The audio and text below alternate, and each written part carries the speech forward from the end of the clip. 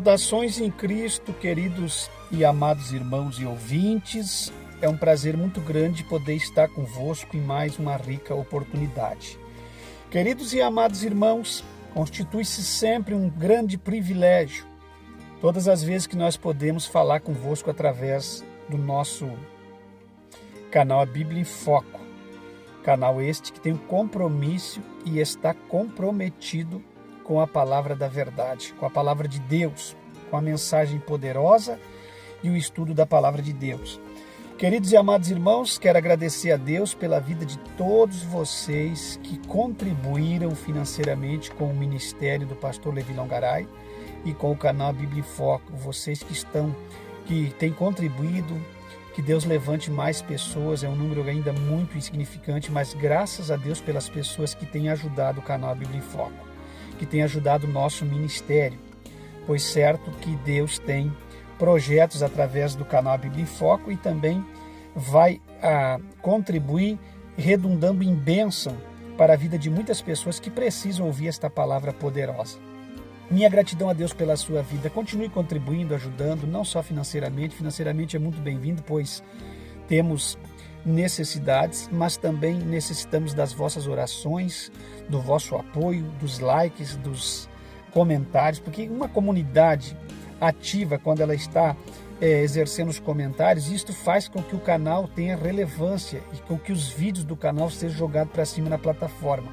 As coisas que fazem com que o canal venha a ter relevância são os comentários, os likes que tem que ser fixado e os compartilhamentos, enfim, e a divulgação do canal. Não esqueça também de acionar o sino das notificações para que vocês, meus queridos e amados irmãos, não venham perder nenhum vídeo. Eu sei que muitos outros youtubers que entraram aí para mim junto com a gente, combateram o canal Bíblia em Foco, trabalhavam contra o canal Bíblia em Foco, sorrateiramente com mensagens, orientaram muitas pessoas a não ajudar o pastor Levi financeiramente através de vídeos feitos, como que se eles fossem os bambambam, aqueles que não exploram ninguém e na verdade não conhecem a verdadeira mensagem da palavra de Deus. O que é bíblico é pedido, o que não é bíblico não faz parte das contribuições, mas as contribuições são bíblicas. Ainda que nós temos aí um mar, uma enxurrada de pessoas pregando contra os dízimos, as ofertas, as contribuições, vocês sabem que isso é o espírito do anticristo, meus irmãos.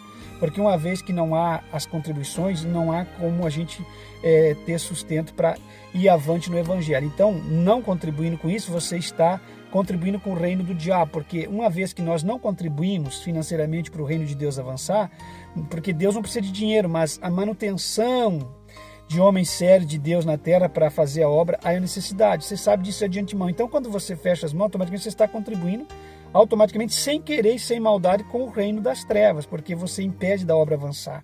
É óbvio que muitas pessoas, youtubers destemplados, desgrejados e tantos outros, se fizeram uso desse escândalo em massa desses pastores, desses ministérios, dessas Babilônias ministeriais, que se diz aí, como eu poderia dizer assim, batizá-las, que são ladrões, vendilhões das coisas de Deus, e eles fizeram uso disso para aniquilar com a existência da verdadeira igreja, dos verdadeiros obreiros, do verdadeiro evangelho. O verdadeiro evangelho, a verdadeira igreja e os verdadeiros obreiros continuem ativos, meus irmãos. Então cabe a você discernir quem os ajudar. É óbvio que muitas coisas que estão sendo faladas, eles têm razão. Eles têm razão. Por quê? Porque na verdade esses líderes estão deixando a desejar. Líderes aí que construíram patrimônio, ministérios, instituições que verdadeiramente nem tinham interesse em pregar o evangelho. Eles entraram no negócio do evangelho, na religião, como um meio de negócio, porque eles viram ali uma grande fonte de renda. Então vocês têm que ter cuidado, meus irmãos. Nada vai aniquilar o verdadeiro evangelho. Então prossiga dizimando numa obra séria, prossiga ajudando, contribuindo, fazendo votos, não de envelopes, mas fazendo votos, seja ele financeiro ou espiritual. Né, existe 2 votos, que é o voto que você faz de ajudar uma determinada obra, com valor, coisa assim, que você coloca o seu coração, não é a igreja que estipula. Existe o voto de fé ministerial, por uma bênção recebida. Então, continue ajudando, continue contribuindo, mas com obras sérias. De forma alguma contribua com a obra desonesta, que está amontoando milhões para acabar em divisões, em rachas de igreja, em pastores orgulhosos, amaziados, pastores que vão trazer verdadeiramente escândalo para o evangelho. Então vocês sabem em aonde e como contribuir. E que Deus abençoe vocês que estão sendo tocados por Deus e orientados por Deus, porque eu nunca exigi, eu nunca fiquei aqui botando alguém contra a parede, jamais vou colocar alguém contra a parede ou dizer que alguém tem que contribuir, que obrigado, não obrigado a nada, mas obrigado a Deus, minha gratidão a Deus e muito obrigado ao Senhor Jesus por aqueles que têm discernido pela seriedade do meu ministério que está sendo plantado ao longo desses 4 anos, já que está fechando no YouTube. E vocês viram vídeo após vídeo, vida após vida, dia após dia, mensagem após mensagem, palavra após palavra, que não havia contradições e vocês viram seriedade. Minha gratidão a Deus, como os irmãos que contribuíram e ainda me conversaram comigo no WhatsApp, se manifestando dessa forma, dizendo que ajudaram tantos ministérios que foram corruptos e tantas pessoas que não mereciam. Por que não ajudar o ministério do pastor Levi e o canal Bíblia em Foco? Minha gratidão a Deus, a você, meu irmão aí de Minas Gerais, que comunicou comigo no WhatsApp e me falou essas palavras, e é verdade. Quantas pessoas já ajudaram tantos ministérios, tantas pessoas corruptas sem saber e foram ultrajadas? Por que não ajudar um ministério sério que está investindo só na palavra de Deus? Que vocês têm noção, vocês estão acompanhando, não é? Não adianta nada eu dizer ou eu falar, não, vocês estão acompanhando. Que nunca houve exploração no YouTube, que nunca foi aberto o canal com o intuito de ganhar dinheiro, nunca foi, nenhum vídeo foi monetizado com o intuito de ganhar dinheiro, tanto é que não dá dinheiro. O YouTube viu a relevância do canal quando chegou aos 10k, como diz aí o pessoal do YouTube, quando chegou aos 10 mil inscritos, o YouTube monetizou automaticamente, eu fugi do meu controle, só se eu desmonetizar agora. Você entende? Então nunca teve a visão de ganhar dinheiro, mas eu sempre disse desde o primeiro dia, nunca fui hipócrita. Eu convoco todos os meus inscritos a voltar lá nos primeiros vídeos para saber que o pastor Levi não se prende com a língua na palavra. Não vou engolir a língua de forma alguma. Eu sempre disse que se Deus tivesse algo para mim, que no dia dele, no tempo dele, ele ia me dar, ou através do YouTube, ou através das pessoas, vendo a seriedade do trabalho, que as pessoas iam ser tocadas. E glória a Deus, eu sigo no meu mesmo pensamento. Não vendemos a palavra, não negociamos a palavra, não profetizamos, não revelamos nada e não nos dobramos a nada que é errado.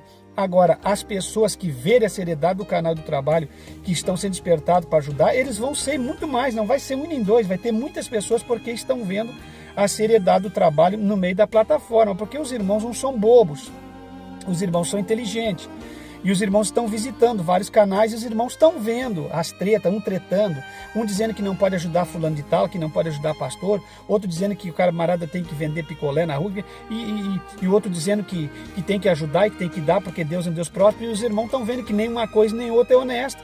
Enquanto eles brigam e tretam lá dizendo que não pode ajudar e o outro dizendo que tem que dar tudo que tem a dar para a igreja ou para as pessoas, a gente segue com a nossa vida aqui honesta diante de Deus, ensinando o que é de Deus, o que é de contribuir, o que não é de contribuir, como é que Deus aceita as contribuições, como é que Deus rejeita, explicando como é que um pastor ultraja os membros da igreja. Tudo nós temos aqui, seguindo na nossa rota em paz. Então, o pastor e a igreja têm que ter respeito com os membros. As contribuições têm que ser feitas com decência e com ordem. Os membros vão contribuir segundo aquilo que está no seu coração e não por imposição de ninguém. Então a gente segue pregando o verdadeiro evangelho, aquele que nós conhecemos, não tem nada novo. E hoje eu quero prosseguir com vocês, meus irmãos, falando sobre o obreiro aprovado, porque o obreiro aprovado tem uma diferença dos demais. Na vida, na conduta, na doutrina, na família. Não é que o obreiro, para ser aprovado, tem que ter todos os membros da sua família crente, não. Não é isso. As pessoas, depois que fecham a sua maioridade, cada um decide o que vai seguir na sua vida. Mas eu estou dizendo que a família de um obreiro aprovado, estando na igreja ou não, eles têm testemunho, eles têm respeito. Até mesmo se algum filho saiu fora da igreja, continua com respeito. Porque nós não somos marginais, nós não somos corruptos, nós não somos bandidos. Então, meus irmãos, quando eu falo de obreiro aprovado, é aquele casal que continua firme, bem casado, nos padrões bíblicos, pregando a verdade, conquistando 100% o alvo da verdade ou não, na família ou na igreja. Ele continua mantendo a verdade, padrões bíblicos, continua disciplinando, continua pregando contra o pecado, continua tendo uma vida correta, com caráter ilibado na questão do dinheiro, na questão do seu matrimônio, na questão da sua vida pessoal, na questão do seu ministério e, sobretudo, pregando a palavra de Deus com santidade, mas não aquela santidade ditatorial forjada em que muitos pregaram. Enquanto pregavam santidade para os outros, viviam nos motéis, adulterando e fornicando e fazendo coisa errada. Não é esse tipo de gente, bandido, malandro que eu estou falando de pessoas equilibradas. Eu prego santidade, mas não por imposição. Eu prego princípios doutrinários, usos e costumes, mas não por imposição, porque alguém me fez seguir, ou porque alguém me deu mar. Eu prego por uma convicção de Deus no meu coração, que Deus exige essas coisas, não porque eu tenho que ditar para alguém, que se ele não tiver assim o assado, ele não pode tomar ceia, se assar e não tiver um dedo abaixo do joelho. Não, não é isso que eu prego. Eu prego convicção de vida para as pessoas através do Evangelho, e as pessoas vão sentir as suas misérias. É isso que faz a diferença. Então, meus irmãos, é uma diferença muito grande você seguir princípios doutrinários, usos e costumes de doutrina do corpo, por imposição de alguém, ou você seguir por convicção de Deus. Então, preste atenção nisso. Se você segue essas doutrinas externas do corpo, você tem que seguir por convicção divina, não por imposição de uma igreja. Porque se você seguir por imposição de um líder de uma igreja, logo depois você vai parar de seguir. Porque quando a igreja adotar um sistema diferenciado, você vai deixar de seguir porque você está preso na igreja e no líder, e não na Bíblia Sagrada. Então não sigo desde o presente do princípio da minha fé até o presente momento por imposição de alguém. Eu sigo porque Deus um dia me revelou que devia ser seguido. Vocês estão entendendo? Revelou através da sua palavra. Não estou falando de revelação que Deus veio e falou para mim, não. Revelou através de sua palavra que ele tem interesse, sim, nesses itens de santificação. Então tenha muito cuidado. E o obreiro aprovado é assim. Ele guarda aquilo que ele aprendeu, ele permanece naquilo que ele aprendeu. Ele não muda conforme o vento sopra. Não, ele é uma pessoa convicta da sua fé, convicta do seu caráter, convicto dos seus jeitos, dos seus usos, do seu modo vivendo. Você entendeu? Ele é uma pessoa convicta, não é alguém que, porque mudou também, vai fazer a cabeça dele. E é aí onde nós nos chocamos com muitas pessoas que enganam as pessoas por um interesse, por outro, ou entram no evangelho por uma questão de enriquecimento próprio, ou para se engajar na vida, ou para enriquecer, e depois acaba dizendo para os membros, não, nada disso Deus queria. Por quê? Porque esses líderes não entraram no evangelho por amor à palavra, entraram para enriquecimento próprio. Então é fácil eles mudar as suas teses. Então tenha cuidado, o obreiro aprovado não muda as suas teses. Por exemplo, ele prega uma coisa e vai morrer pregando aquilo que ele pregou, aquela convicção que é recebida de Deus. Jamais ele vai mudar suas convicções. Vocês estão entendendo? Se há 30 anos atrás divórcio era pecado, vai continuar sendo hoje. Se há 30 anos atrás jogar futebol era pecado, vai continuar sendo hoje. Se há 30 anos atrás andar de mini-saia, de calça ligada, de leg sobre leg, ou sei lá, com os seios de fora, com os mamilos para fora, com degote grande, vai continuar pregando que isso é pecado hoje. Ele não vai mudar conforme o mundo vai mudando o curso dessa natureza do mundo, do pecado, desse mundo, desse cosmos, sistema. Não estou falando do mundo da natureza, mas do cosmos. Vai mudando. Vocês entenderam? Ele vai mudando as suas teses. Conforme o mundo vai avançando em depravação, ele vai ficando um pouquinho mais liberal, mas não igual ao mundo, para sempre manter uma diferencinha. Não é essa diferença que eu estou falando. Eu estou te falando da diferença total e cabal. O crente é diferente do mundo. O crente não acompanha o curso do mundo. O mundo se moderniza, mas o crente não se moderniza. Alguém falou um dia que dá para modernizar sem mundanizar. Eu vou dizer para vocês, não tem como modernizar sem mundanizar. Você tem que ser um crente inteligente, um crente ativo, um crente sábio, acompanhando o desenvolvimento do mundo, do estudo, da vida, mas no sentido, no âmbito de santificação, tem que permanecer no que aprendeu, tá certo? Não esquece disso. Você tem que fazer a diferença na terra. E eu quero falar com vocês hoje sobre... deu ontem pane no aparelho. Estou numa luta com aparelhos, com câmera. Tenho que comprar uma câmera boa, mas não consigo. Aí muita dificuldade. Então eu vou me virando. E ontem eu não consegui concluir o meu vídeo, irmãos. E hoje eu quero concluir para vocês, recapitulando o finalzinho da onde eu parei. E eu quero falar sobre fatores perceptíveis na vida de alguém que tem chamado de Deus. O que você percebe? O que é perceptível? Quando eu falo disso, o que você vê com frequência e com facilidade na vida de alguém que tem o chamado de Deus? Que verdadeiramente é um obreiro chamado por Deus. Bom, em primeiro lugar, você vê convicção interior, que você conversa com aquela pessoa num breve diálogo. Se você é um pastor que preside, como eu já presidi, e você conversa com um obreiro chamado, que verdadeiramente tem o chamado, você já percebe logo, é perceptível na convicção interior daquele obreiro ao conversar com você, um dedo de prosa de 40, 50 minutos com ele, sobre a vida ministerial dele, você já vai ver se ele é verdadeiramente um obreiro chamado, porque você vê convicção interior no diálogo dele, da própria chamada que ele tem quando transmite com você algum diálogo. Em segundo lugar, o fator perceptível na vida de alguém que tem chamado de Deus, que você percebe com facilidade, é a capacitação divina. Você percebe que aquele homem tem algo divino nele. Quando ele ora, alguma coisa acontece. Quando ele ora, um enfermo é curado. Não é que tem que ser curado ou que todos os dias tem que ser curado. Não, você sabe que aquele obreiro tem um diferencial, que algo divino acompanha o ministério dele. Então você percebe que coisas do céu acontecem na vida daquele obreiro, que não acontecem na vida dos demais. Então isso é um sinal perceptível de que verdadeiramente aquele obreiro é chamado por Deus. Porque o homem chamado, ele faz a diferença e ele é diferente dos demais. Ele é conhecido. Era a forma que o mundo conhecia, o mundo antigo conhecia Eliseu. Quando chegava isso, nem a forma que o mundo antigo conhecia Elias, pela sua forma de vestir, trajar, de viver e de se portar. Você entende a forma que os apóstolos se manifestavam. Então ele é perceptível. Há algo divino nele.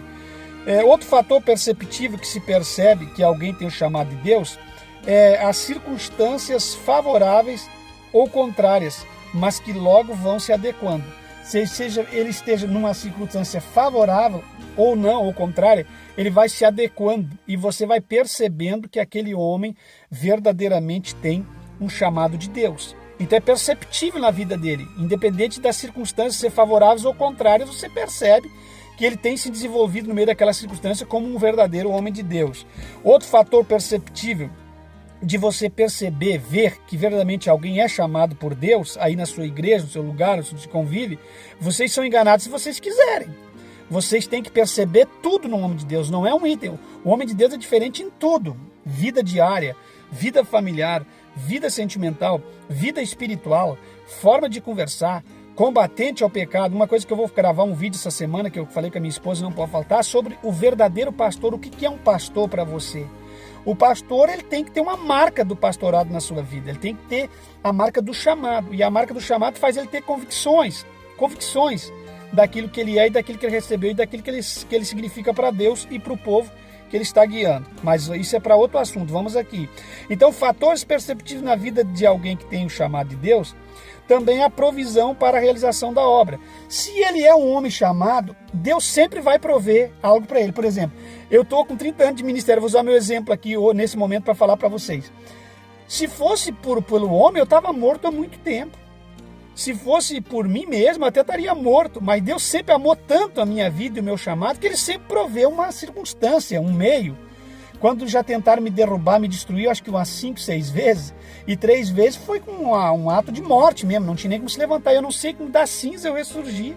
Nunca caí, nunca abandonei a Deus, passei dificuldades, sim, problemas sérios, dificuldades, abandono, rejeição, mas Deus sempre proveu. E quando eu imaginei que eu não ia mais conseguir transmitir a verdade de Deus, Deus abriu aqui o canal no YouTube. Deus trouxe essa bênção que todo mundo fala mal na internet. Deus trouxe a internet, o YouTube, que é essa plataforma, que serviu de bênção extraordinária para que eu pudesse pregar através dessa plataforma para milhões de pessoas no mundo todo, que hoje o canal tem pouco alcance, mas na verdade o canal está em rede para milhões de pessoas. Quem quiser acessa. Um dia o canal pode ser acessado por milhões de pessoas. E Deus me deu essa oportunidade de levar a mensagem que nunca mais podia ser pregada em altares de igreja, nessa plataforma, e abrir os olhos de multidões que estão sendo enganadas. Então Deus é muito bom. Quando eu achei que eu era uma árvore cortada, que eu era uma árvore seca, aconteceu o que está escrito no livro de Jó. Uma árvore mesmo que cortada, se ela ficar junto às correntes de água ou ao cheiro das águas vertentes, ela ressurgirá e ela se tornará uma nova árvore. E foi o que aconteceu. Há esperança para a árvore cortar. Tentaram me cortar, me arrancar, me destruir, mas Deus abriu essa forma aqui de transmitir para vocês o Evangelho de Cristo. Então, meus irmãos, Deus sempre prepara um meio para a realização da obra de um verdadeiro homem chamado. Pode acontecer o que acontecer, Deus vai arrumar um meio de te manter de pé. Usa pessoas para te manter financeiramente, usa pessoas para te ajudar, usa uma plataforma do YouTube, usa um novo trabalho, por exemplo, uma abertura de um trabalho. Nunca Deus vai permitir que você morra na praia, como diz o gaúcho, de forma alguma. Porque quando o homem ele é de Deus, verdadeiramente ele é de Deus, irmãos, nos pormenores, se eu pudesse falar para vocês a provisão de Deus, o amor de Deus, e a forma que Deus já me tratou nessa vida, irmãos, eu sinceramente, meus irmãos, é muito difícil. Eu talvez não ia me lembrar de todas as vezes. Deus, ele é bom demais. E eu digo para vocês que nos pormenores, ele teve misericórdia de mim a vida toda. não é que eu fosse merecedor. A única coisa que eu faço é defender o seu nome, não que ele precise que eu defenda o seu nome, mas é amar o seu nome, defender o seu evangelho e amar o seu evangelho. É o único que eu faço, porque ademais eu sou um pecador, como qualquer outro. Vocês entendem? Eu não sou nada, eu sou um caco de barro entre os demais cacos, onde o oleiro, o moldador tem poder sobre o barro, é isso que eu sou.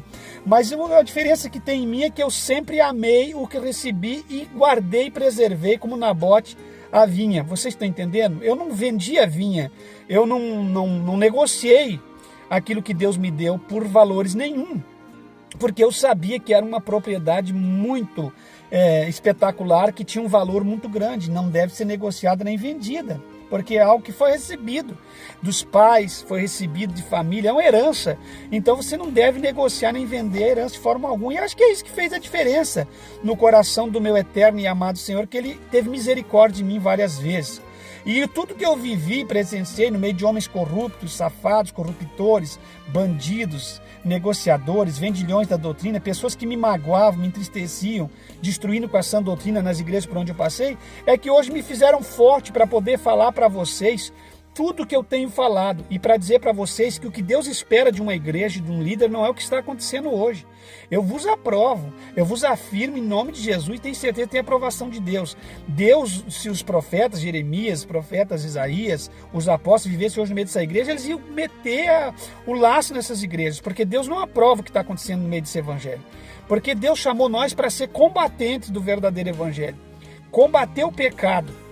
E melhor dizendo, não combater o verdadeiro evangelho, combater o pecado e preservar o verdadeiro evangelho, você entende? Mas eles fazem diferente, eles infiltram o pecado e a Satanás dentro do sagrado, vocês entendem? Então isso não é marca de um líder verdadeiro e eficaz, ele defende a sã doutrina e o evangelho de Cristo. Escreve isso que eu estou te dizendo.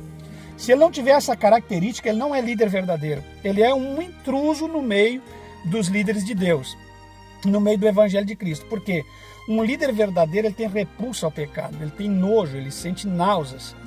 Não é um hipócrita que prega a santificação e anda nos motéis. É diferente. Um ditador, bandido e malandro. Não, o líder verdadeiro, ele prega contra o pecado sabendo que ele é fraco e falha, que ele também pode cair na mesma circunstância, mas mesmo caindo, ele avisa a igreja e sai fora, ele não continua no engano, no erro. Então a marca de um líder diferente é repulsa contra o pecado. Ele tem que abominar o pecado como Deus abomina, vocês estão entendendo? E por mais que alguém diga o contrário, não vai resolver, meus irmãos, porque a palavra de Deus permanece para sempre. Bom, então, esse fator perceptível na vida de um obreiro chamado, verdadeiramente chamado, é a provisão para a realização da obra. Deus sempre vai prover. Deus sempre vai prover. Por isso que eu digo aqui, Deus vai prover muitas pessoas para ajudar o ministério do pastor Levi Longaray e o ministério do canal Biblinfo, porque é um ministério sério. E Deus tem compromisso com isso, então quem vai mover é o próprio Deus, querendo os homens ou não, falando mal contra o canal ou não, falando mal de alguém colocar a cara para bater e pedir ajudas bíblicas é uma coisa, agora ser explorão e vendilhão da fé é outra coisa. Então tenha cuidado aí, que vocês estão ouvindo muito em canais e várias pessoas ensinando que você não deve ajudar uma pessoa, que você não deve contribuir com uma pessoa que está verdadeiramente ao serviço do evangelho. Cuidado, mas isso é tudo ensinamento maligno, isso não vem de Deus. Vocês estão entendendo? Porque eles usam o exemplo de líderes mundiais que destruíram com o evangelho e querem colocar nós no mesmo patamar, como Jim Swagger, Benny Hinn, com esses camaradas que amontoaram fortunas, Billy Graham, esses camaradas aí, o Kennedy, lá dos Estados Unidos, e tantos outros, vocês entenderam, aqui no Brasil, Valdomiro Santiago, Edir Macedo. Nós não temos nada a ver com isso, irmão. Nós estamos patinando. Nós vivemos da ajuda pela fé, porque a Bíblia fala de contribuições para um ministério honesto. Vocês estão entendendo? Então não confunda as coisas, pelo amor de Deus. Uma coisa é uma coisa, outra coisa é outra coisa. Vocês entendem, meus queridos? Uma coisa é você dizimar numa obra séria, ajudar numa obra séria, e uma coisa é você jogar dinheiro numa obra que você está sabendo que é uma corrupção generalizada de líderes que verdadeiramente fizeram da igreja uma empresa de ovelhas negócio. Cabe a vocês discernir e cabe a vocês também não engolir essa mensagem que eles estão passando para vocês de que o dízimo é antibíblico, de que Deus não que você não tem que ajudar ninguém. Cuidado, discirna bem, porque no meio do escândalo dos pastores mercenários, eles estão infiltrando a doutrina deles e destruindo com o verdadeiro evangelho e com a essência da verdadeira igreja. Tome cuidado, meus irmãos, eu tenho vos alertado aqui. Tudo que vocês ouviram, embasado na palavra antigamente, de homens sérios, honestos, é a verdade da palavra de Deus. Vocês estão entendendo? Agora, é claro, hoje o escândalo deu vazão e fez desses críticos da igreja se tornarem fortes contra a igreja. E hoje eles têm argumento de sobra, porque pastores homossexuais saindo do armário, líderes corruptos, líderes que quando tinham 20 anos na América e no Brasil, em vez de continuar ser advogado ou um juiz de direito ou entrar numa profissão lá secular, viram o evangelho como uma forma de ganho e abriram um ministério e se tornaram os mais potentes pastores, presidentes e televangelistas do mundo e tornaram-se dono de milhões de dólares, viram a igreja como negócio. Eles vão pagar caro no dia do juízo. Agora, o verdadeiro pastor, o verdadeiro evangelho, a verdadeira igreja continua, meus irmãos, o mesmo projeto. Então, não deixe essas pessoas fazer uso desses canalhas da fé para pregar contra o verdadeiro evangelho e tirar da cabeça de vocês aquilo que vocês aprenderam que é verdadeiro, que é uma igreja idônea, sábia, dizimando simplesmente o que Deus ordenou e nada mais.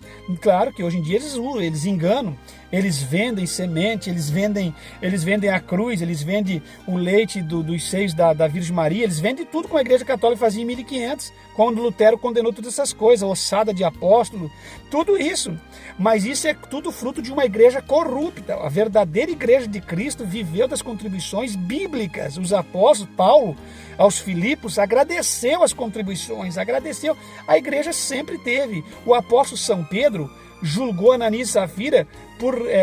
aquilo era dízimo, eram ofertas, porque foram coisas mal administradas. Morreram na porta da tenda porque por falta de administração, de cuidar com sabedoria dos valores que eram destinados para a obra de Deus. Então eu nunca fui um hipócrita, e essa é a marca de um obreiro chamado: não ser um vendilhão da fé, não visar o evangelho como lucro, entrar no evangelho visando carrões, mansões, só enxerga isso. Não, Deus não quer isso. Você tem que entrar no evangelho visando almas, santificação, orientar as ovelhas, as conduzi-las até o céu. Quem sabe você vai se tornar alguém que até vai ter um poder aquisitivo, mas tua visão nunca será poder aquisitivo. O poder aquisitivo tem que ser canalizado para fins e meios da obra de Deus. É isso que Deus quer, que esses líderes se perderam. Vocês estão entendendo? Mas como eles roubaram e pediram demais e venderam, fizeram trocadilhos, negociaram os dons, eles se tornaram donos de milhões de dólares. E aí onde entrou o fracasso. Porque quando eles visaram o dinheiro, Deus permitiu que eles transpassassem pelo vil metal. E eles escandalizaram com o evangelho. E hoje as pessoas usam isso como forma de combater a verdadeira igreja, os verdadeiros pastores e a verdadeira doutrina. Eu vou dizer para vocês, em pleno século XXI, em pleno ano de 2020, o verdadeiro evangelho, os verdadeiros pastores, a verdadeira igreja continua ativa. Talvez invisível, talvez pouca notada, mas ela continua ativa. E isso que muitos estão vendo como verdadeira igreja e como pastores verdadeiros e dizem que esses são exemplos, não, esses não são taxados como exemplo, se perderam na rota. Isso são pessoas que se introduziram no meio da igreja, muitos deles, com segundas intenções e estão sendo nomeados como pastor para destruição da fé de muitos como mau exemplo, mas na verdade nunca foram. Não devia nem ser usado como bons ou como mau exemplo, porque estavam no meio de nós, mas não eram de nós. Vocês entenderam? Os verdadeiros continuam, dos verdadeiros ninguém fala. Vocês estão entendendo? Então, meus irmãos, a igreja, ela não é ecumênica, a igreja não é misturada. A igreja, ela é limpa, ela é pura. Quando eu falo de pureza, eu falo de coisa que não é misturada. E você entendeu? Existe uma diferença, uma separação entre o santo e o profano, entre o mundo e a igreja, entre os crentes e os ímpios. Existe uma diferença muito grande para você notar. E que Deus lhe conduz através desse estudo maravilhoso. Estou sentindo a presença de Deus muito forte. Estou sentindo a presença de Deus muito forte. Mais pessoas vai ser alcançada, meu Senhor. Eu estou sentindo o amor de Deus, a comunhão de Deus. Essa palavra foi tão forte agora que penetrou no meu coração como uma espada de dois fios. E eu sinto que vai falar com gente aí, porque tem gente que está sendo enganada. Não sabe mais para onde ir, não sabe mais o que seguir, não sabe a quem confiar. E verdadeiramente são enganados porque procuram o engano, não querem ouvir a verdade, não suportam a verdade. Então isso que eu falei para vocês, ponha na mente de vocês. Esses que estão sendo taxados como pastores, como líderes, como pastoras, e estão sendo tomados pela Rede Globo, pelas redes televisivas, redes radiais e pelos mundanos de hoje como igreja, e são acusados com mau exemplo para falar mal da fé do Evangelho, esses não são os verdadeiros. Esses entraram no Evangelho por alguma coisa, não são pastores, mas como hoje em dia ser pastor está na moda, eles foram entrando. Então esses matam a essência do verdadeiro Evangelho.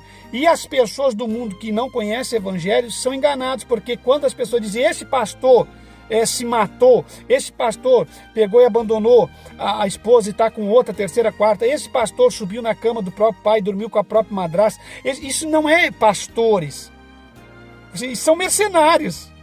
O verdadeiro pastor é aquele que continua simples, humilde, combatente, ativo, amante da esposa, amigo da família, combatente 100% do pecado e amante 100% da sã doutrina. Esse é o pastor. Esses, se cair, esses são um prejuízo para o verdadeiro evangelho. Vocês estão entendendo? Mas automaticamente o verdadeiro pastor cai, porque todo mundo cai, mas é um que outro. Agora, esses que têm caído em massa nunca foram pastores.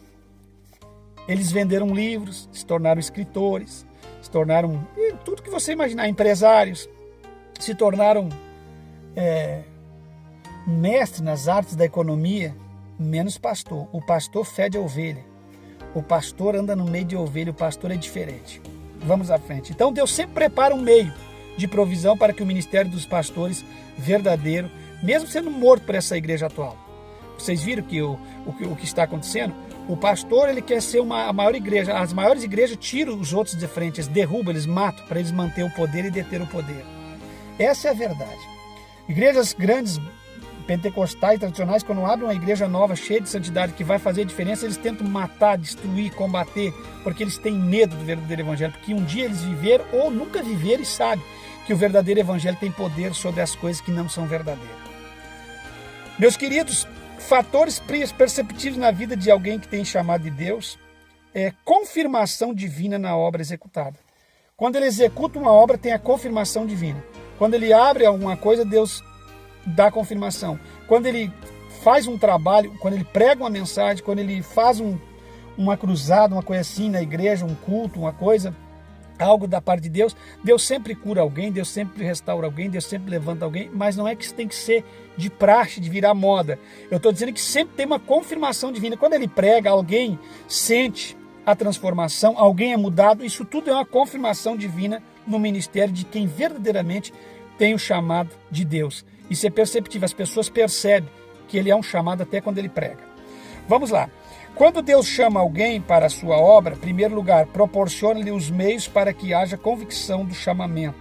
Exemplo do profeta Samuel, que Deus sempre proveu os meios para que o ministério do profeta Samuel se mantesse. Até o dia da resignação do seu cargo lá, quando ele não aguentava mais Israel, que ele resignou o seu cargo, até o presente momento, até o dia da sua partida, Deus sempre preparou os meios para Samuel.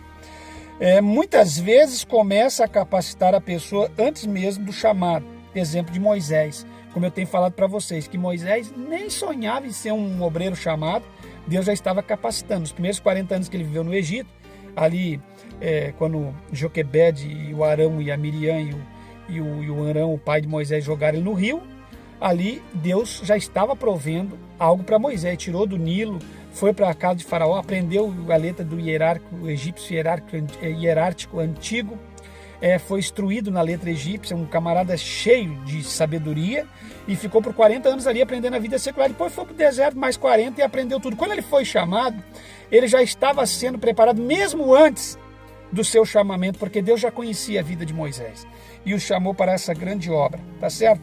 As circunstâncias no momento do chamado podem até parecerem desfavoráveis, mas logo se adequarão à obra que deve ser feita. Esse exemplo nós temos o exemplo de Gideão para guerrear contra os amalequitas. Então as circunstâncias no momento do chamado podem até parecerem desfavoráveis, como dizer assim, Gideão, tu está aí nesse lagar malhando trigo para salvar tua família, teu povo dessa miséria, enquanto lá os amalequitas estão contando vitória, indo com os camelos, tudo que é tipo de plantação, roubando a colheita, tudo, e tu aí escondido, com medo, a tua família é a menor, tu é o menor da tribo de Manassés, se não me falha a memória que ele falou, sou o menor da tribo do meu pai, sou o menor da minha casa, era o filho menor exatamente, e ficou colocando ali aquelas palavras de inferioridade. O que Deus disse para ele? Deus não estava preocupado. Deus estava já preparando e forjando um homem antes mesmo dele ser chamado. Quando Deus chamou Gideão, que o anjo falou com ele lá no Carvalho, Deus já tinha preparado o Gideão. Então Deus sabe que ele está chamando. E o homem chamado é diferente dos demais. Tinha milhões de homens, por que foi Gideão? Deus sabe que ele chama. E eu vou dizer para vocês, nem todo mundo que está dentro da igreja é chamado por Deus. Entenda uma coisa. Não é que eu queira me aparecer, ou que eu queira deixar o chamado só para mim ou coisa parecida. Existe diferença entre um homem chamado e um homem que se acha convencido do chamado. O chamado verdadeiramente para determinadas obras não é para todos. Por exemplo, eu fui chamado para pregar santificação e doutrina. Palavra de Deus. Deus me instruiu, me provou como ouro refinado no forno, para que eu pudesse estar aqui, ele me provou. Então, se vir alguém aqui que não é provado, que não tem experiência, querer falar o que eu falo, vai quebrar a cara, não vai conseguir arrumar nada, porque ele não tem o chamado para aquele tipo de obra, vocês estão entendendo? Então, há uma diferença entre o obreiro verdadeiramente chamado e aquele que quer falar palavras iguais às que os demais estão falando. E a melhor coisa, uma marca de um obreiro chamado, é verdadeiramente pregar o que ele vive, pregar o que ele viveu, ter autenticidade nas suas palavras. Verdadeiramente ser um obreiro que está convicto que está falando. E para isso ele tem que passar por onde tem que pregar em palavras aquilo que ele passou na sua vida, na prática diária. Vocês estão entendendo, meus irmãos? Então há uma diferença muito grande. Vamos à frente. Vamos à frente. Sempre que Deus manda alguém realizar uma obra, faz provisão para o serviço. Deus sempre, antes de ele mandar alguém fazer a obra, ele já prepara os meios. Então, eu tenho fé que Deus aqui no canal está levantando muitas pessoas para nos ajudar financeiramente, porque Ele me autorizou a abrir esse canal para que eu pudesse falar o amor de Deus. Então, as provisões vão vir dEle, porque Ele cuida da minha vida, Ele tem cuidado da minha vida, e para que Ele venha cuidar da minha vida, Ele vai usar quem? Milhões de pessoas que estão inscritas no canal. Essas pessoas que vão estender a mão segundo a orientação divina, não a minha, para que a obra de Deus continue ativa. Vocês estão entendendo, meus irmãos? Então, exemplo, Esdras e Neemias na reconstrução do templo e dos muros de Jerusalém. Quando Deus falou com Neemias, já tinha preparado as provisões através de carta real, através de tudo. Já tinha todas as provisões para a reconstrução e o levantar dos muros. Então Deus é dono da obra, meu irmão. Deus não dá projeto que não possa ser concluído. E Deus não dá projeto que quando esses homens vêm com um projeto gigantesco, colocam na mão dos membros, como se os membros fossem obrigados a fazer, isso aí são pilantras.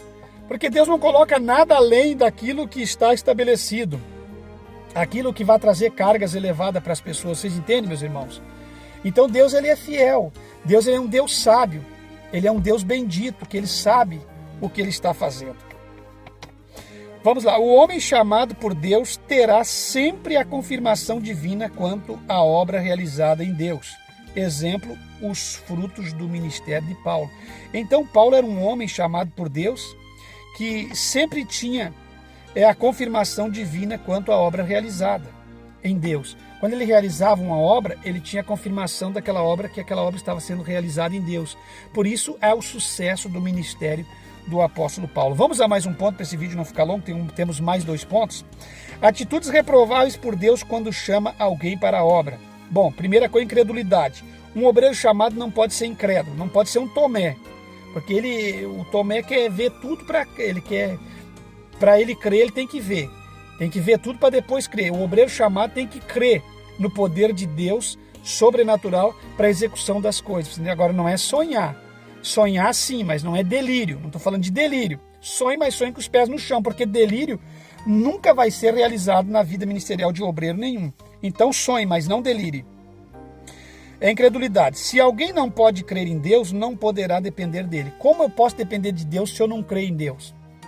Eu só posso depender de Deus se eu creio em Deus. Então eu estou aqui no canal, creio que Deus está abençoando a nível nacional e por que não dizer até mundial o trabalho do canal do Enfoque, porque eu creio num Deus que me chamou e que me mandou fazer isso. Então porque eu creio nele, eu sei que eu posso ser abençoado por ele e que a obra vai ter realização porque eu creio em Deus. E se eu creio em Deus, eu posso depender dele.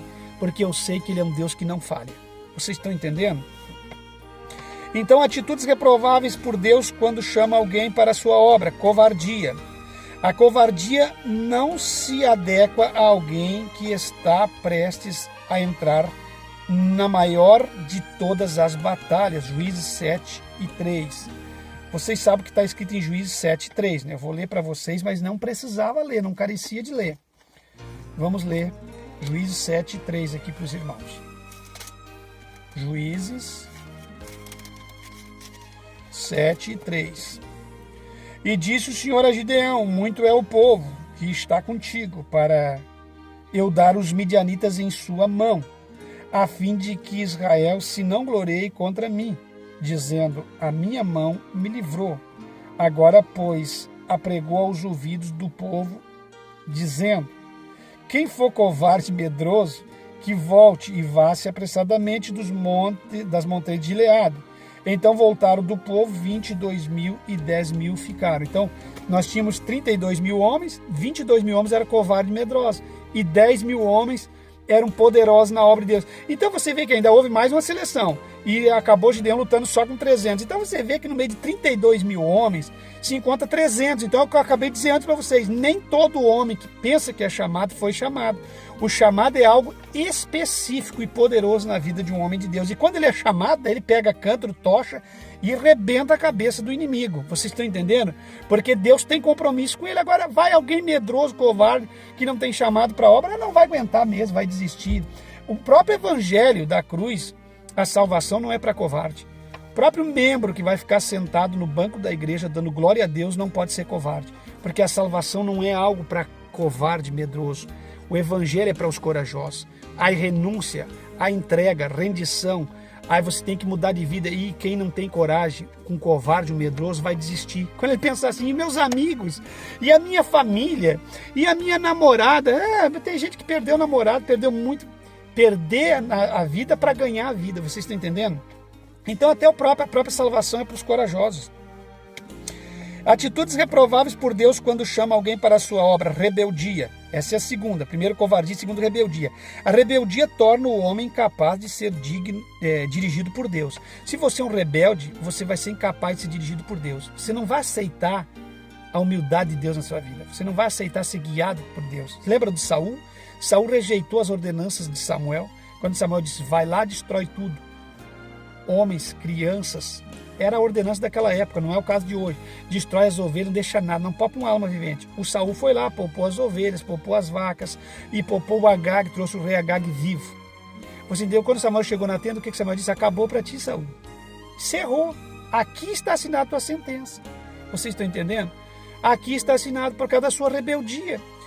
Estou escutando que o barulho é esse que eu escuto. Que balido é esse de ovelhas? É que o povo, e aí é aquele covarde que não assume suas culpas, sua culpabilidade, passa a culpabilidade dele para os outros, transfere a responsabilidade que é dele para os outros. Está cheio dessa gente no evangelho, de crentes e de pastores.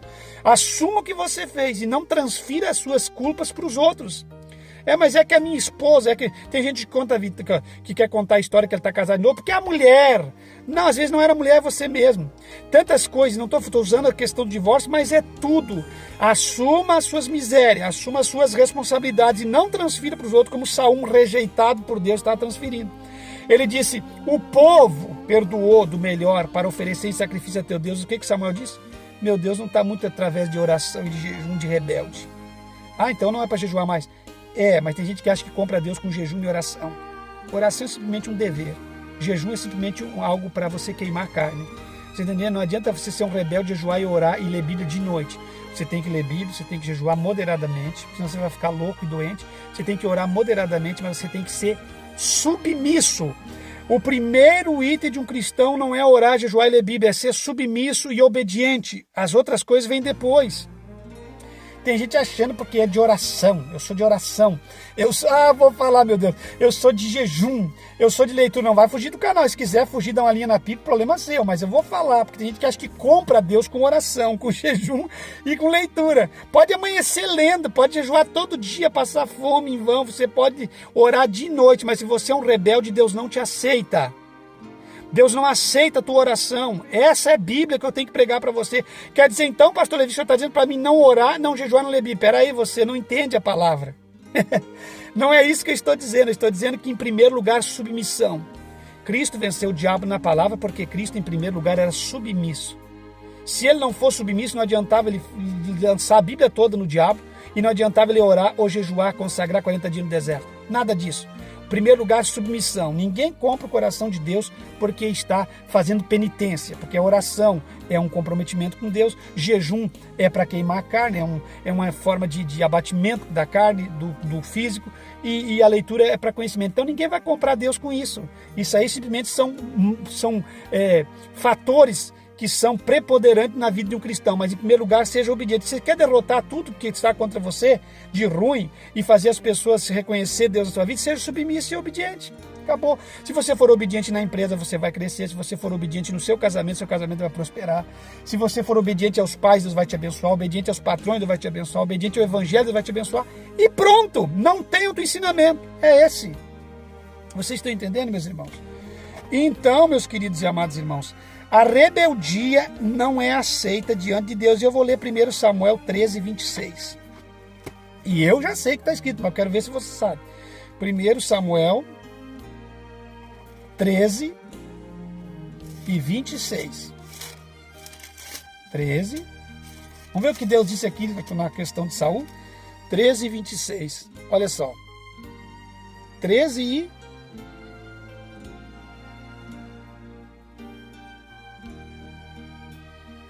e 26. Meus irmãos, não é esse primeiro. Isso aqui está errado, esse texto. Nós colocamos errado no estudo. É 2 Samuel. Vamos ver aqui. 13 e 26. Vamos ver o que tem aqui. Olha só. Relacionado, o versículo está errado e eu não vou passar para você, mas o versículo é aquele. Tem tanto Deus prazer em sacrifício, porventura o porfiar e o contender não é como pecado de feitiçaria, e o contender e a rebeldia como pecado de feitiçaria, e o contender e porfiar como idolatria? É essa a palavra, você entende? Então não adianta, meus queridos irmãos, a pessoa querer achar que porque eu fiz a metade da obra. Para Deus é o seguinte, é tudo ou nada. Se Deus mandou trazer o Agag, faça como ele mandou. Não adianta meias verdades para Deus ou 80% de conclusão. Deus não aceita, irmão. Na obra de Deus é tudo ou nada. A palavra de Deus, não adianta você seguir 80% do sistema doutrinário, 5% não. Você lembra que eu estou dizendo para vocês, com Deus ele é tremendo, ele é perfeito. E atitudes reprováveis por Deus quando chama alguém para o ministério, em terceiro lugar, é a autodesvalorização. Aquele que se subestima estará sempre bloqueado para receber capacitação de Deus. Jeremias 1,6. Você fica se subestimando. Eu não posso, eu sou fraquinho. Fraco todos nós somos, mas Paulo diz, quando eu estou fraco, eu estou forte. E quando eu penso que estou forte, eu estou fraco. Então esquece isso. Aí Deus diz assim, Paulo, a minha graça te basta. Então para com isso com Jeremias 1. Ali em Jeremias 1,6 me fala, mas eu sou só uma criança. Mas se Deus chamou aquela criança, ele já está dizendo, vai criança mesmo. Vocês entendem? Então, é o seguinte, quando Deus chama você, não fica se inferiorizando, se autodesvalorizando. Se verdadeiramente você tem o chamado, se valorize. Porque se você não valorizar o teu chamado, ninguém vai valorizar. Essa é uma das minhas marcas. Eu valorizo o meu chamado. Eu sei que Deus me chamou. Eu tenho certeza que Ele me deu uma palavra poderosa. Então, eu valorizo isso desde o primeiro dia. Então, presta atenção numa coisa que eu quero dizer para vocês. Esse negócio de autodesvalorização, você fica, mas quem sou eu como Gideão? Eu sou menorzinho. Isso aí, no sentido de humildade, vale para Deus, mas no sentido de subestimar, não vale para Deus. Não fique se subestimando. Você entendeu? Se autodesvalorizando. Valorize sua vida, valorize seu ministério, valorize seu Deus, valorize a palavra e acredite no que Deus tem para você. É isso que Deus quer. Agora não delire, sonhe. O crente tem que ser no centro da palavra, tem que ser temperado. Vocês entenderam, meus queridos? Então Jeremias 1,6, Jeremias vai dizer assim, você lê em casa. Mas Senhor, eu sou só apenas uma criança. Quem sou eu? Deus está dizendo, é uma criança, mas que eu te escolhi no ventre materno. Antes que te formasse no ventre materno, já te chamei, Jeremias. Te dei as nações e a tua boca vai falar. E ele, coitado de Jeremias, coitado não, me perdoa a expressão, pobre, coitado de nós.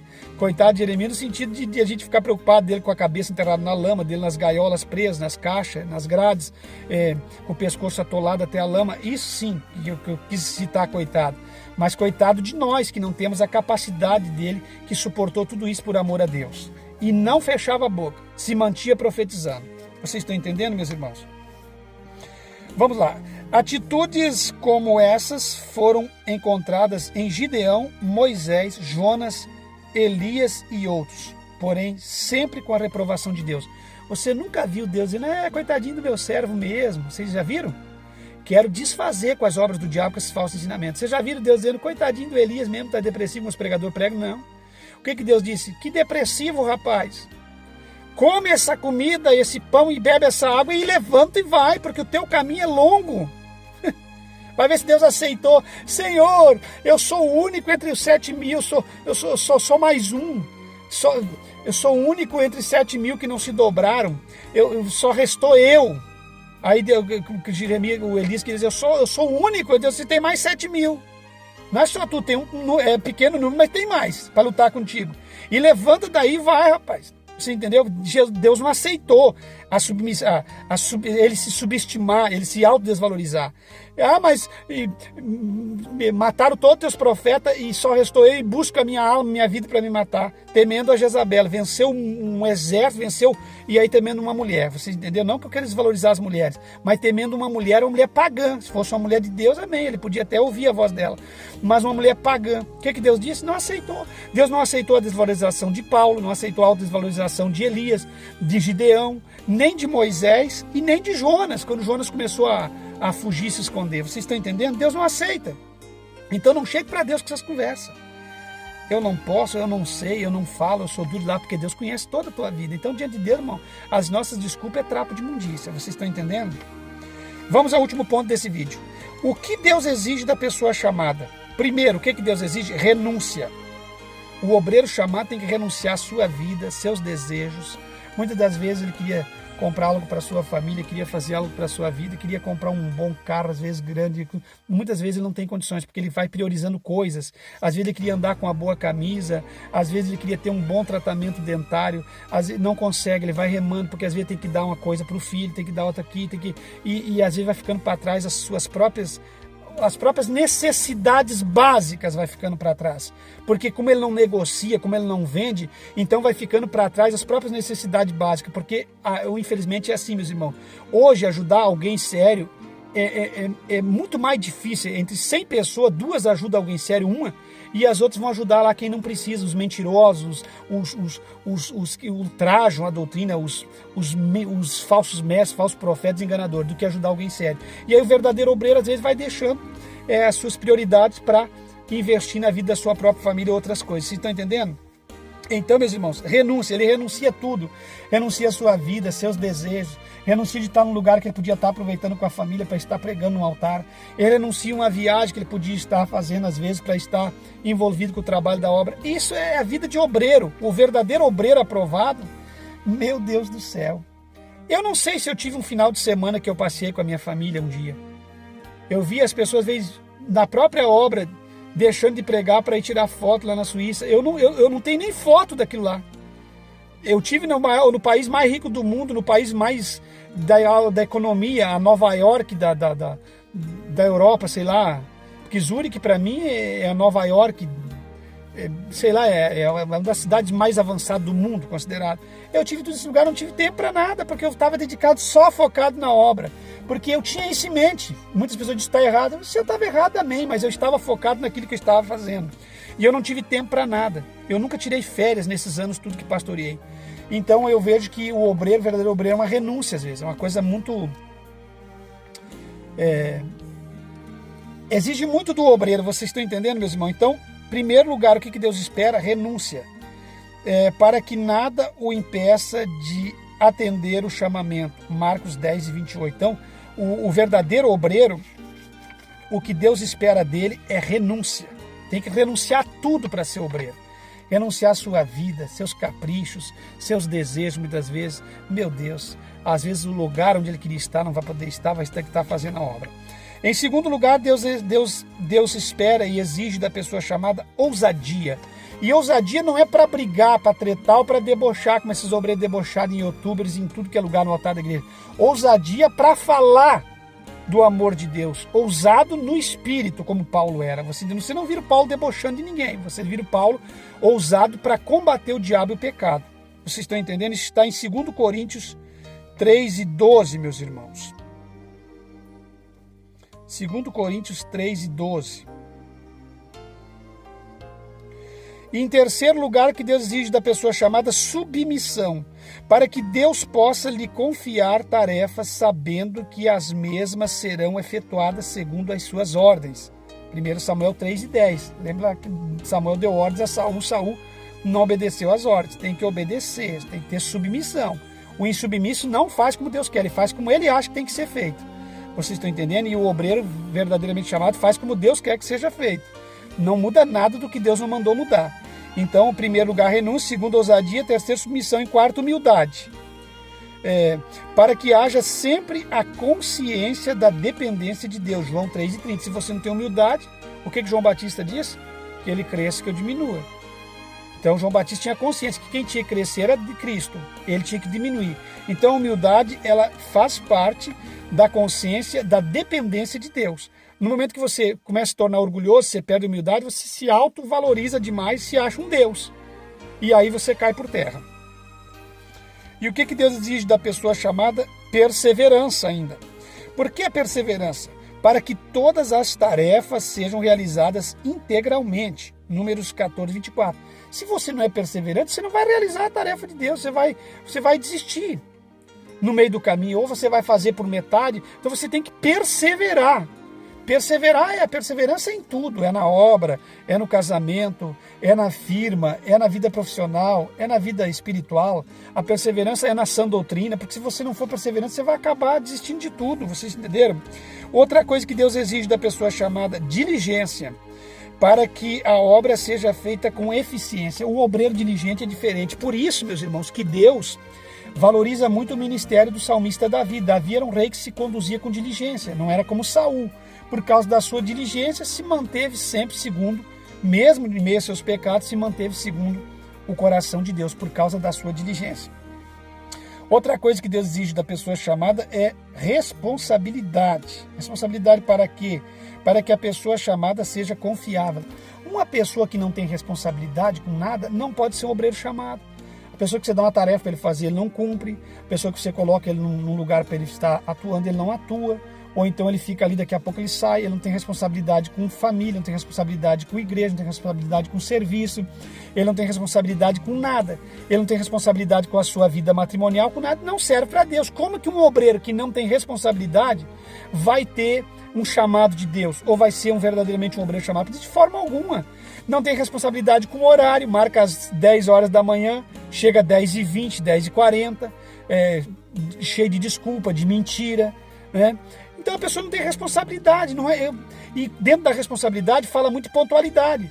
A pontualidade é tudo na vida secular. Se você está marcado uma entrevista de emprego e você marcou lá para as 13 horas e você chegar às 13h05, acabou. Não tem mais como você entrar na entrevista. Se você não chegar 5, 10 minutos antes para se preparar, você vai passar e vai perder. Outro vai entrar no seu lugar. E na igreja é diferente. Então a pessoa tem que ter responsabilidade com Deus e com aquilo que ele faz para Deus. O verdadeiro obreiro chamado tem responsabilidade. Eu uso sempre de exemplo uma pessoa que eu conheci. Ele queria sempre uma carona para ir para a igreja nas reuniões ministeriais. Então o que acontecia? Ele dizia, passa lá em casa às 7 horas. A gente passava na casa dele às 7 horas, ele não estava arrumado, ele estava com a cuia de chimarrão, tomando chimarrão. Como era gaúcho, estava tomando chimarrão. Se fosse no Nordeste, talvez estava tomando água de coco, sei lá o que estava tomando. Mas é assim, ele não estava preparado com a camisa de manga longa, a gravata já colocada, a Bíblia e o paletó, sei lá, na mão, se era quente ou frio, não sei. E a Bíblia, pronto, quando o obreiro encosta, o cara já salta para dentro. Isso é pontualidade. Não, aí tinha que parar o carro, desligar o carro, esperar o bonito e a bonita, entrar lá para dentro, guardar a cuia, passar a camisa, e ainda tinha que ser a camisa com a gola bem engomada, que é obreiro chato ainda, né? Porque é bonito andar bem bonito, mas se não dá, numa determinada hora, já entra do jeito que tá. Essa é a realidade. E aí tinha que engomar a camisa, o punho, e esperar. E sair de lá 7h30, 30 minutos atrasado, chegar atrasado na reunião. Não era coisa sua, mas tinha que chegar atrasado por causa de um irresponsável. Então, a irresponsabilidade na vida de um obreiro é algo intolerante, é algo que não se pode tolerar. Né? Não pode tolerar. Eu não tolero irresponsabilidade na vida de obreiro. Não gosto de pessoas que não são responsáveis. E a responsabilidade não é só na pontualidade com o horário, é com tudo na vida. Vocês estão entendendo? Nas tarefas e em tudo. Todas as exigências de Deus são imprescindíveis ao obreiro cristão e serão profundamente producentes tanto para ele como para o reino de Deus. Então vai produzir, se ele for responsável e trazer consigo essas características exigidas por Deus na vida dele, ele vai ser produtivo para a obra de Deus e também para ele. E agora eu vou ao último ponto desse vídeo, que é o que Deus concede à pessoa por ele chamada. O que Deus concede? Ele exige, mas ele também concede. Então, essa pessoa vai receber de Deus. Deus vai conceder a ele a sua companhia para ajudar. Mateus 28, 18 ao 20. Você lembra o que está escrito? E eis que eu serei convosco todos os dias até a consumação dos séculos. Então a companhia de Deus para ti, você vai ir por todo mundo, pregar o evangelho, ensinar e todas as coisas que tenho ensinado, e eis que estarei convosco todos os dias até a consumação dos séculos. Então entenda uma coisa, Deus não vai prometer para o obreiro chamado estar um dia só com ele ou 2. Aleluia! Ele vai estar contigo sempre. E sabe o que é você usufruir e desfrutar da companhia de Deus, meu irmão? Aleluia! Não é que ele vai estar contigo um dia, 1 hora, 1 minuto, vai estar contigo todos os dias. Então você tem aquela convicção, aquela confiança que ele vai conceder a você a sua companhia. Não tem nada no mundo mais excelente que a companhia de Deus. Não tem companhia de amigo, nem de mulher, nem de esposa, nem de filho. A companhia de Deus é algo que só os chamados podem usufruir. Glória a Deus. Então isso é muito importante. Estou sentindo aqui a presença de Deus, tá certo, meus irmãos? Está em Mateus 28, 18 até o 20. O que Deus concede à pessoa chamada? Sua direção para que se saiba quando, como e onde se deve agir. João 16, 13. Você entende? Quando a pessoa ele é chamado por Deus, Deus concede a ele direção. Ele não é guiado pelo vento ou vai por qualquer caminho. Ele é guiado e dirigido por Deus. Ele tem a direção divina. Ele está indo no lugar que, opa, aqui não, pera aqui, Deus não está me orientando por aqui, não. Deus não está me orientando isso. Quando está chegando alguma cilada, alguma focinhada, alguma forca, como a Amã fez lá pro Mardoqueu, alguma coisa, qualquer coisa, Deus já está orientando, não é por aqui. Então ele é dirigido por Deus. E por ele ser dirigido, ele é livrado e guardado. E então um homem verdadeiramente chamado por Deus só vai partir quando Deus quiser. Você entende? Porque não tem como, não. Ele é guiado e dirigido por Deus. Você entende? E a direção de Deus na vida de alguém é algo sobrenatural. Você pensou em ser dirigido por Deus? Sabe que tem gente que não valoriza. Então o obreiro chamado, quando ele troca tudo que Deus deu para ele por essas coisas dessa vida, não passa de um babaca, de um palhaço, de um idiota, de um bobalhão, que está trocando Deus por um prazer dessa vida, por qualquer coisinha. Não vou dizer que eu não seja tentado, todos nós somos, eu também sou, mas temos que tentar resistir, porque Deus nos deu uma herança muito maior do que as coisas dessa vida. E o que Deus concede à pessoa, podia explanar muito mais, irmão, mas o tempo é muito remido. O que Deus concede à pessoa por ele chamado? Sua proteção, para que o opositor da obra não o atinja. Isaías 43, 1 e 2. Sabe o que está escrito lá? Quando tu passar para o rio, eu estarei contigo, a água não te submergirá. Quando tu passar pelo fogo, tu não te queimará, nem a chama arderá em ti. É proteção, Deus vai te proteger. Aquilo é figuradamente, lá Deus protege mesmo, até no meio do fogo, mas aquela palavra é muito tipologicamente falando. Deus vai te proteger de tudo. Você não vai se afogar no mar da vida, você não vai ser queimado pelas lutas e os problemas dessa vida. Por mais que você passe, você vai ser guardado no meio dessas tribulações. Você está entendendo? O que Deus concede à pessoa por ele chamada? Sua graça. Tem algo maior que a graça de Deus? Nós fomos alcançados, salvos e apoderados pela graça.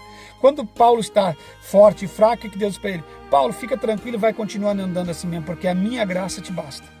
Se a graça me basta, então não precisa mais obedecer, não precisa fazer mais nada, irmão. Aí vão banalizar com a graça e vão ultrajar a graça. É óbvio que não. Tem gente que entende tudo errado. A graça basta na vida de um homem submisso e santificado ao Senhor. Então só a graça basta. Para que o obreiro não desfaleça em meio ao trabalho, segundo Coríntios 13, do 8 até o 10. A graça de Cristo sustenta. E o que Deus concede à pessoa por ele chamada, meus irmãos? Sua unção. Entenda que unção não é grito, pulo. Unção não é uivo. Unção não é aberração. Unção é poder de Deus, unção é uma certa determinada consagração que te unge com o poder de Deus.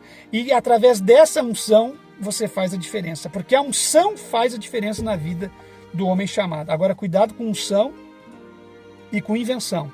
Cuidado com unção e com aberração, que é bem diferente. Vocês estão entendendo? Isaías 61, do 1 até o 3. A unção de Deus é prometida para o obreiro chamado, para que o obreiro tenha poder.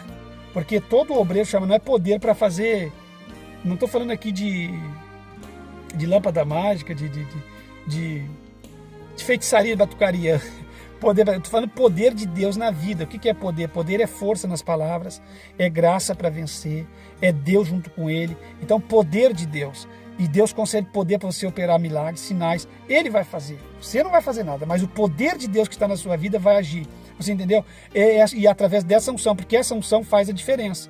Agora, não é sair por aí inventando história, forjando milagre e mentindo para as pessoas. Unção para que você tenha poder no testemunho do Evangelho na sua vida, para que as coisas sejam feitas com moderação na sua vida. E essa unção vai fazer diferença na vida da pessoa chamada. Porque quando Isaías 61, o que Jesus disse? O Espírito de Deus está sobre mim porque me ungiu.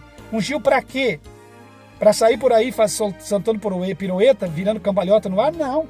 Ungiu para que ele pudesse abrir a prisão dos presos, dar vista ao cego, perna aos coxos, e que pudesse pregar o ano aceitável do Senhor. Então, é para isso que serve unção, meus irmãos. Cuidado com as invenções do diabo aí no meio do Evangelho. O que Deus concede à pessoa por ele chamada? Sua provisão. Por que provisão? A provisão para que o obreiro não sofra necessidade. Está em Filipenses 4,19. Vamos ler Filipenses 4,19, só para nós ter uma ideia. Paulo vai agradecer as ajudas da igreja. Você vai dizer, o irmão Levi leu só porque interessa. Não é porque é bonito mesmo. E porque tem que ser combatido, porque as pessoas dizem que não tem base bíblica. Então, sua provisão para que o obreiro não sofra necessidade. Filipenses 4,19, olha o que está escrito, o que Paulo diz aqui, O meu Deus, segundo as suas riquezas, suprirá todas as vossas necessidades em glória por Cristo Jesus. Ele suprirá todas as necessidades que temos hoje em glória, porque seremos transformados num corpo corruptível de glória, mas também suprirá a necessidade física e diária em vida. Vocês estão entendendo? O que Deus concede à pessoa por ele chamada se as pessoas terrenas têm o cuidado de oferecer aos seus contratados os recursos necessários para que esses possam executar suas tarefas, muito mais Deus terá zelo por aqueles aos quais ele chama para trabalhar na construção do seu reino. Se os empreendedores têm cuidado, as empresas seculares têm cuidado sobre os seus trabalhadores terrenos, sobre os seus trabalhadores da vida secular, muito mais Deus suprirá e cuidará daqueles que ele chamou para fazer a sua obra na construção do seu reino. Vocês estão entendendo, meu irmão? E eu concluo aqui. Vocês estão ajudando o canal Bíblia em Foco financeiramente, vocês não estão lançando nada fora. Vocês estão ajudando na construção do reino de Deus. Como assim?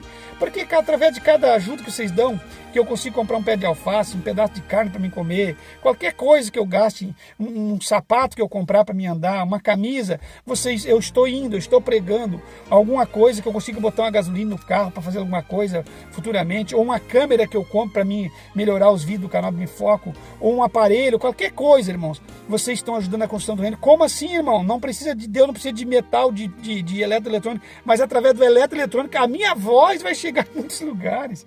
Então vocês entendam se vocês verdadeiramente têm compreensão de Deus. Então Deus abençoa aqueles que estão abençoando aqueles que verdadeiramente estão trabalhando na construção do reino de Deus.